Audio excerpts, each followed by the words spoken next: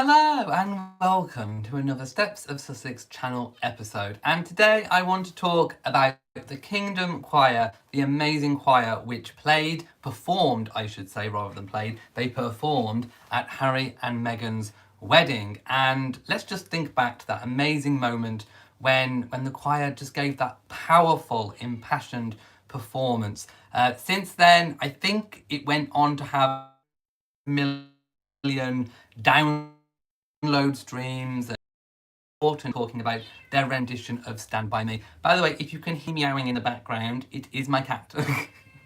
Do not worry, I've just got the door shut because he comes in here and does a little wee occasionally. So pay the meowing no heed. Right, so I want to get in, I'm going to kind of flit between two different articles because they contain lots of different quotes. So welcome to the live stream. As always, this is a live chat and I will endeavour to answer as many questions and your comments as I possibly can. So, the Kingdom Choirs, Karen Gibson has recalled the magical moment they performed at Harry and Meghan's wedding 2 years ago, but admits, well, she said she's sad that they've since quit royal life. By the way, the reason why Karen Gibson has been doing interviews at the moment is because she is appearing on the UK Celebrity MasterChef. So that's why she's been doing lots of different TV and radio appearances. So Karen and her gospel choir had the honour of performing Stand By Me during Meghan and Harry's wedding, of course, in 2018, giving the singing group an unprecedented platform to showcase their talent, which is completely true. An amazing talent was shared with the world, and they've since gone on to do really amazing things. So since then, the Kingdom Choir has gone on for the world, and I can hear my cat crying. Okay, so anyway, the Kingdom Choir were there for the happiest moment of Harry and Meghan's lives. So debatable, maybe the birth of Archie might have been the happiest moment. But anyway, we're shocked at their major life change less than 2 years after tying the knot. She did share some thoughts on Harry and Meghan deciding to step back from their roles as senior working royals. And she told this to the metro.co.uk. She says it's disappointing because I actually think they're an amazing couple. Their aim is to do good in the world and they have plans, so they couldn't stay here anymore. It was such a brilliant beginning and now they feel that they've had to leave and that makes me feel sad, but I wish them all the best. She said, I don't blame them at all. I really hope and pray that they do what they're meant to do in this world and influence in the best way possible, which of course they are going on to do with the creation of the Archibald Foundation and all of the work they are doing with what's going on in the world right now. So she recalls that the Kingdom Choir last saw Meghan and Harry at the Invictus Games, where they had the briefest of chats, and Karen revealed that it was nice to see them again. As is the case when you are on a busy engagement, you only have a short amount of time to spend with different individuals you are meeting that day. It's an understatement to say that performing at the royal wedding has changed the lives of the Kingdom Choir members. They've toured America, sung at the MLB games, and Karen has become somewhat of a trendsetter with her stunning silver hair. And I remember when I watched them performing at the wedding, and I remember literally looking at Karen. I mean, obviously, you know, it was all about the whole choir, but Karen most definitely stood out in her amazing dress and the hair. One of the things I think people recognise instantly is that amazing silver hair, which I think has prompted a lot of people to adopt silver hair. I can still hear my cat crying. So recalling the moment that changed their lives, Karen said, I just remember looking around and trying to take everything in because I didn't want to lose a drop of it, and I can completely understand that.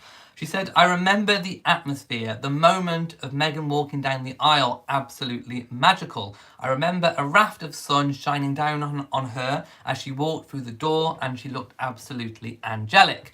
Yes, we all remember that moment where that beam of sunlight shone down and it hit the veil, it hit the tiara, everything was sparkling, and it did. She looked completely angelic in her stripped back simple gown and of course the veil with all the Commonwealth flowers and the tiara tiara looked really stunning. She said, "We were excited, giddy with excitement, but we weren't nervous." Of course, professionals typically aren't when they perform. But, you know, hey, you'd have thought maybe a few nerves at a big royal wedding, but no, they were not nervous. We just wanted to do a really good performance and deliver the gift of song to the couple, which I think they did in spades. Performing at the royal wedding, an even deeper meaning for the Kingdom Choir, who are predominantly black.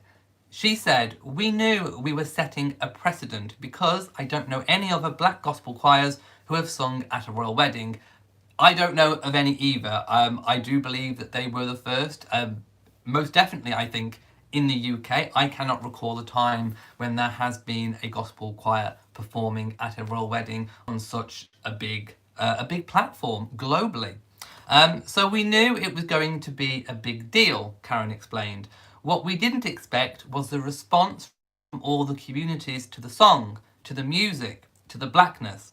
The black Americans were going crazy about our hair, our styling. When I think about the impact is when people of colour came up to me in the street and said, "Thank you so much." She added that a 7-year-old who is cousins with one of the choir members pointed at the TV, and this is quite powerful because I pre-read this before. She said, "Look, Mum, they look like me," which is a statement in itself that a child recognised something was missing and that people like her were actually on the stage. And that is a really powerful concept. She said, "So I really feel that there was something of the inclusivity, you try saying that word, that black people felt that was really important, and people still stop me on the street 2 years later." Yeah, I mean, just look, Mum, they look like me. I think that just about says it all, really.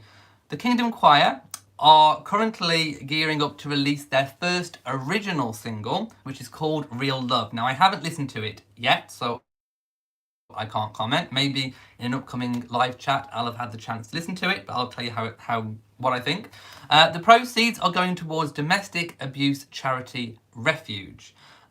She said, "Before COVID-19, we always had this thought that we wanted to do good in the world and to team up with a charity, and of course they've chosen Refuge. Domestic violence was one of them, and COVID-19 really made us think about the people going to be seriously impacted during COVID-19, but also coming out of it." She continued, "We did want to release it at some time, but I think with the offset of COVID-19 and the realisation that this wasn't going to go away next week or even next month, tell us about it, people were really feeling it, and you could see the worry on people's faces. So we thought, why don't we release this song and give it as a gift to the world?" So yeah, I just think that was really, really powerful. Now, I'm going to read from another article in a moment where she goes on to discuss Prince Charles and the possible potential role which he played in suggesting gospel music at the royal wedding. So let's me go back to, I'm flitting between browsers with this one, because I still haven't sorted out the issue with my computer. Right. So sorry if some of it may kind of overlap. But anyway, with this one it's smaller print, so I may need to pop on the glasses.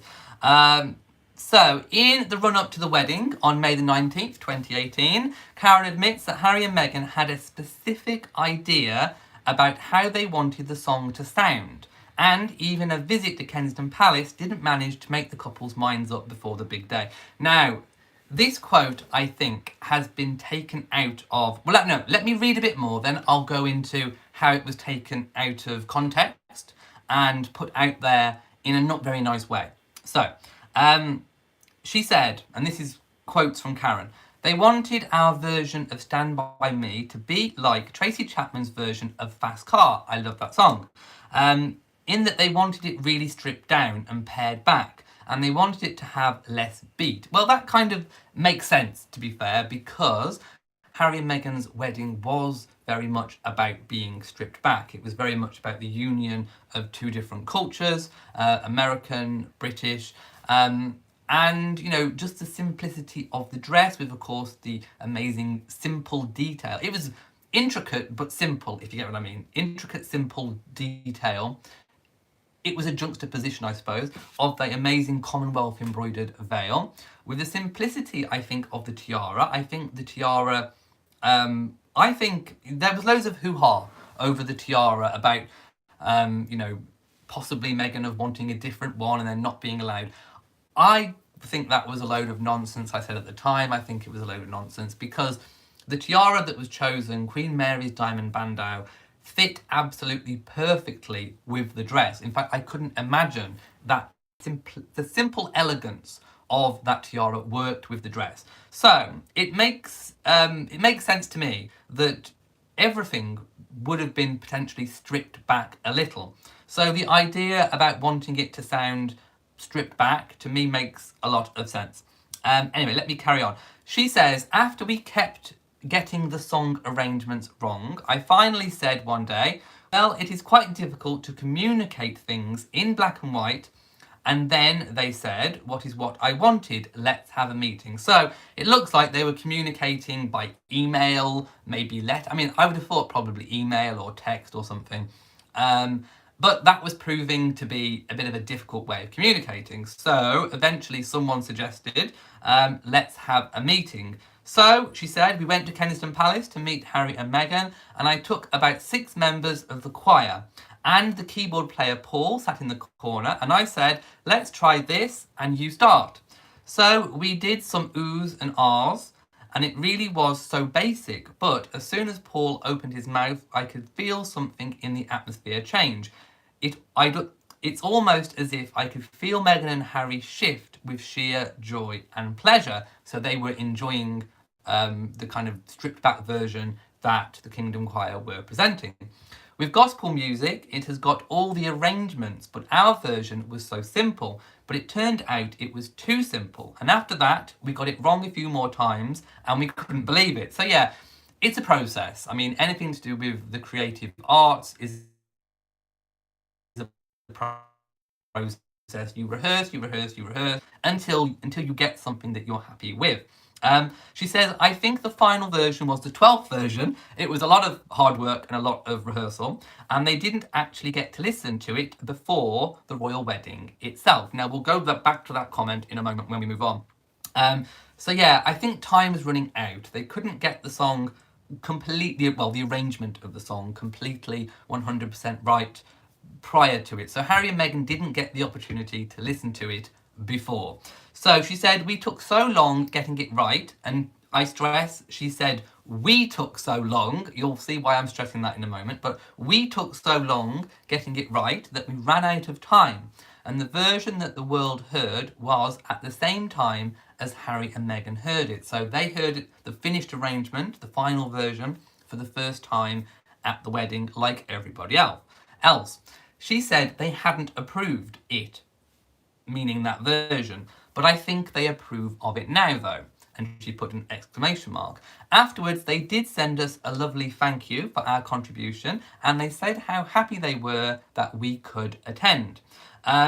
So I think maybe I should go to the other bit now, I think. So there has been a few different false claims made in the media which have originated from an interview that was conducted by Lorraine on the Lorraine programme a few days ago now. And she was talking to royal editor, or royal reporter if you like, Russell Myers, and he was giving his opinion on a whole load of different royal stories. But the one thing he wanted to comment on was, of course, this story, the interviews that Karen had given.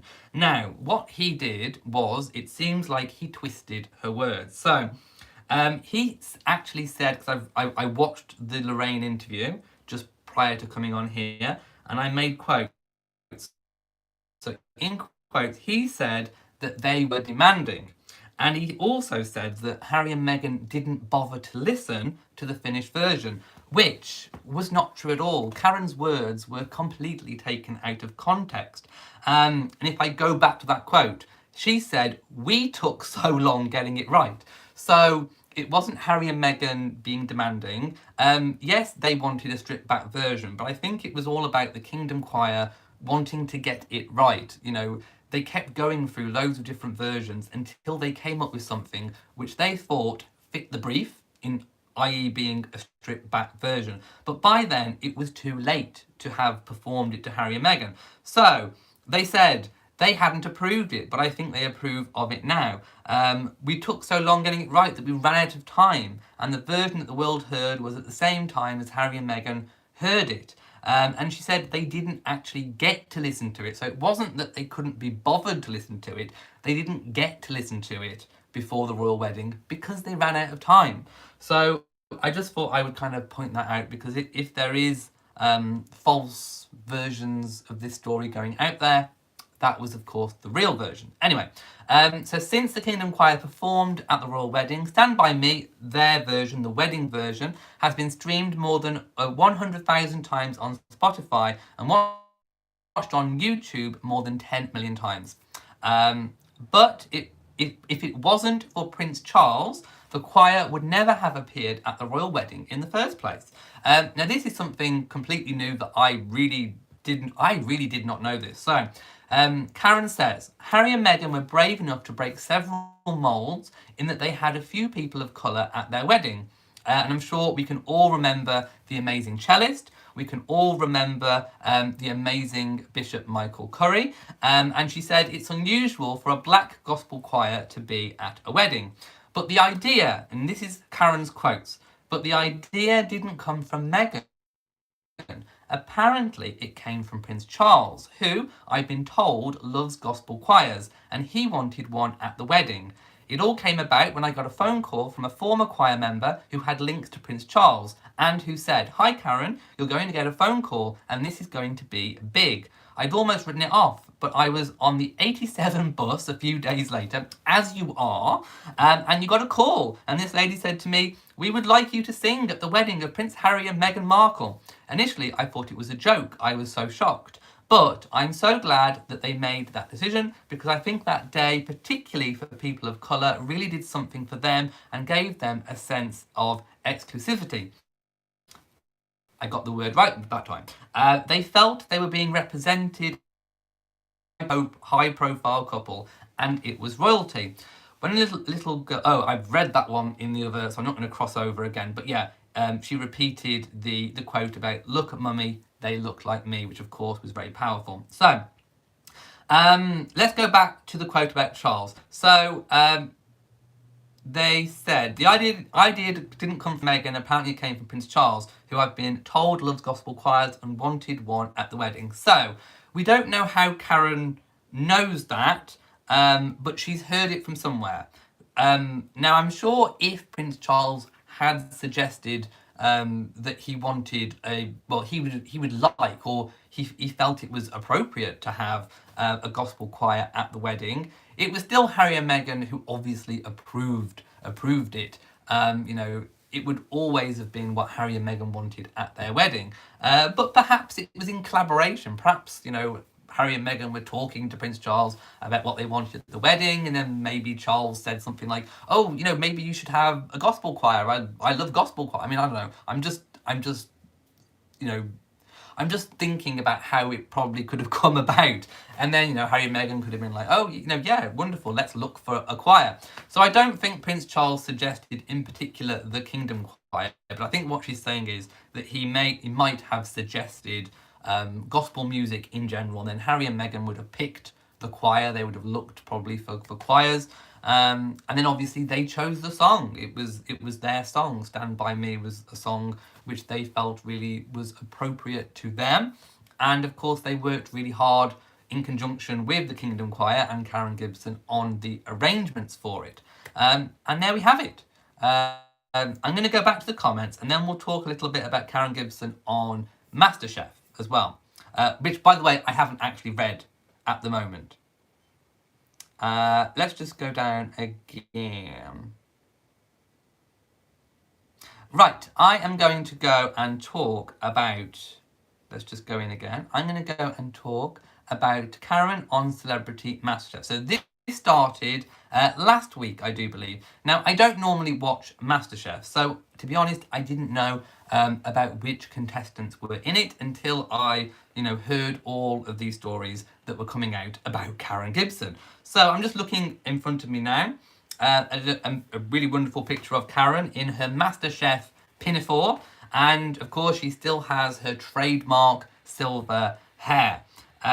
So choir conductor Karen Gibson enters the Celebrity and MasterChef Challenge this evening, along with hockey player Sam Quek, Drag Race UK star Bag of Chips, presenter Dominic Littlewood, and Quadrophenia actor Phil Daniels. So it's quite a diverse cast, I should say.